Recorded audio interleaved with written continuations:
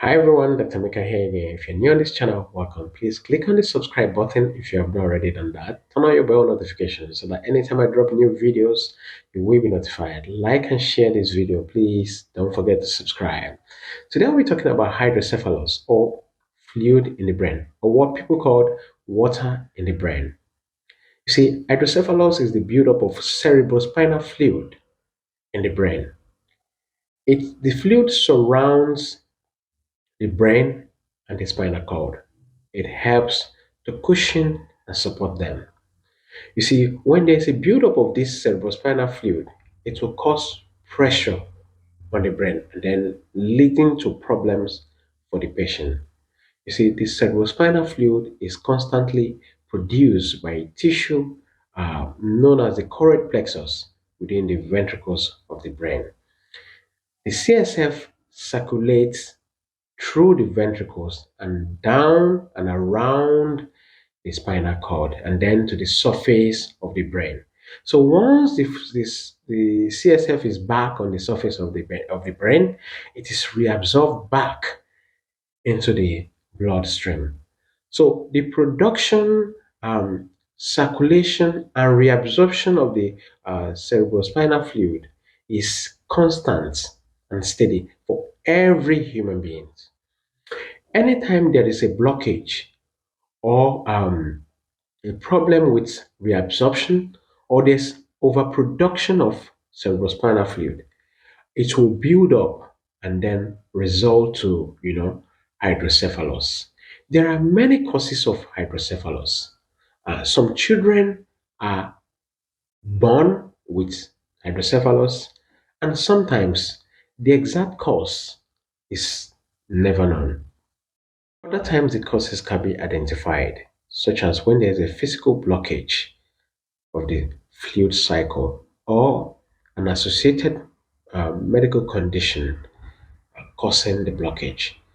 Blockage can either be congenital, meaning they are present at birth, or due to a lesion such as tumor, infection, or cyst, blocking the fluid circulation within and around the ventricles. Hydrocephalus is also associated with certain birth defects, such as spina bifida. Anyone can develop hydrocephalus. Children who are born with congenital hydrocephalus are either diagnosed before birth or during infancy. The typical sign and symptoms of hydrocephalus is associated with increased pressure in the brain and the skull.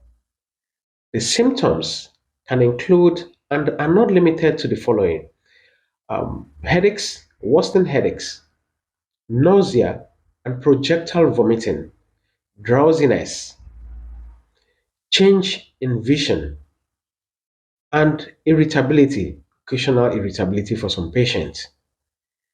You can either see one or two of these warning signs in terms of hydrocephalus. The signs and symptoms of hydrocephalus can be different in infants and toddlers.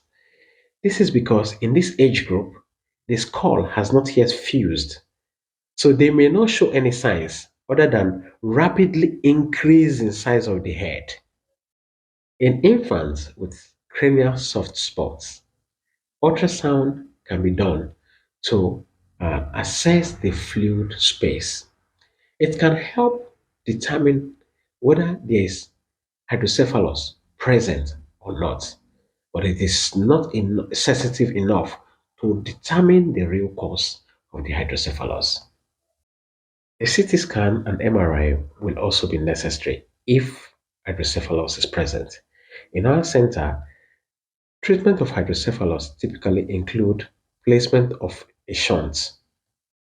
The body continues to produce the cerebrospinal fluid or the CSF, even though there's already a buildup of CSF, and a shunt is placed already as an alternative pathway for the CSF to leave the brain. Now, the CSF leaves the brain through the shunt.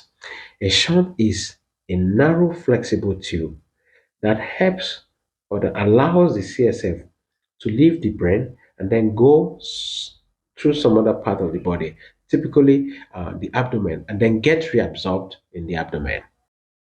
In certain circumstances, instead of the shunts, the neurosurgeon can use a minimally invasive procedure called endoscopic third ventriculostomy or ETV to create an alternative pathway for the CSF or cerebrospinal fluid to pass through, to flow through. During this procedure, a hole will be made in one of the ventricle, okay, that will allow the CSF to bypass the obstruction. This procedure can only be done for some specific hydrocephalus. Hope you enjoyed this video. If you do, please follow for more. Thank you for watching. See you next time at Tutale.